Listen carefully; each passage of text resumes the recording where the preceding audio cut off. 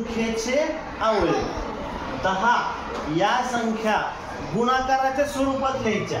10 गुणिले 1 10 1 10 आणि 2 पंचे 10 बरोबर आहे. तर याचे अवयव आले 1 2 5 10. आता समजा 15 तुम्हाला सांगितलं या 15 या संख्येचे अवयव कोणते. 15 ला 1 गुणिले 15 15 1 15 आणि 3 गुणिले 5 3 5 15. अजून कोणत्या पाड्यात आहे का. 5 आलं की 3 5 15 आणि 5 3 15. अजून कोणत्या पाड्यात आहे का. झालं की 5 3 15 आणि 3 5 15. मग ह्याचे फॅक्टर्स काय आले 1 3 5 15. पाढ्यात आलं की ते ओळखायचं कोणत्या पाड्यात आहे ते बघायचं आपण. आता समजा 20 20 कोणत्या पाड्यात आहे. 2 आहे 3 आहे 5 आहे 4 आहे 10 आहे आणि 20 20 1 20. मग हे झाले ह्याचे फॅक्टर.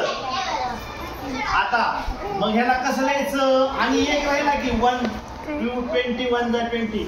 सगळ्या संख्येचा 1 फॅक्टर असतोच सगळ्या. म्हणजे हे कसं दिलं आपण 20 1 जा 20 पुन्हा 5 4 जा 20 आणि किती झालं 10 दोन्ही 10 20.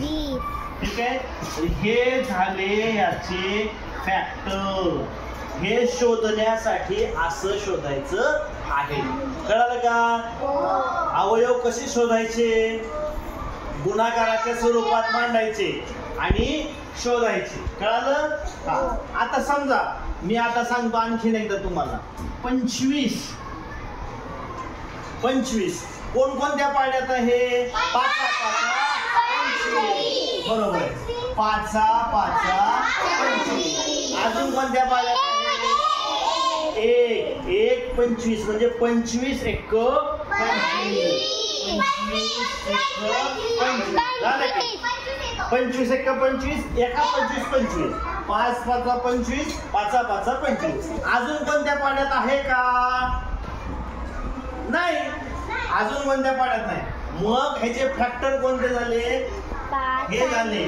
पण 4 फॅक्टर नाही 3च फॅक्टर झाले. 1 5 आणि 25. हे डबल काउंट करायचं नाही. दोनदा मोजायचं नाही. लक्षात येते. बघा 10चे फॅक्टर 1 2 5 7. 15चे अवयव 1 3 5 7.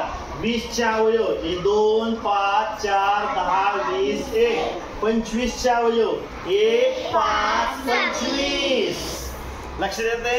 आता कोणती समजा 100 घेतो मी. आता 100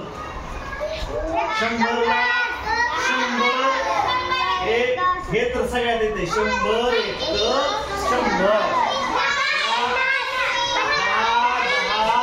100 25 चोक 100 20 5 100. अजून 50 करेक्ट 50 दोन्ही 100. बघा आता 20चे अवयव कोणते आले. 1 100 1 2 3 4 5 6 7 8 9. हे एवढे त्याचे अवयव.